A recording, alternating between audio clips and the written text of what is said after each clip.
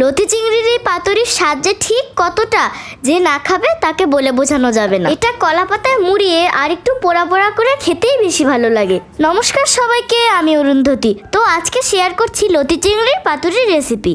প্রথমেই মা নিয়ে নিচ্ছে সাদা সরিষা, কালো সরিষা, জিরা, রসুন কুচি আর কাঁচামরিচ কুচি। এগুলোকে পেস্ট করে নিয়ে তাতে এবার দিয়ে দিচ্ছে পেঁয়াজ কুচি, হলুদ গুঁড়া, মরিচের গুঁড়া, চিংড়ি মাছ আর বেশ অনেকটা সরিষার তেল। তারপর এগুলোকে খুব ভালো করে মেখে নিতে হবে। এবার এর মধ্যে লতিগুলো দিয়ে আবারও কিছুক্ষণ মেখে দিয়ে দিচ্ছে স্বাদমতো লবণ। তারপর এই মাখানো উপকরণগুলোকে এক সাইডে রেখে দিল। এরপর একটা প্যানে কলাপাতাগুলো এভাবে সাজিয়ে সামান্য তেল মাখিয়ে নিল। এরপর মাখানো লতি চিংড়ি কলাপাতায় দিয়ে দিচ্ছে। এবার এগুলোকে একটু চেপে চেপে সাজিয়ে নিতে হবে।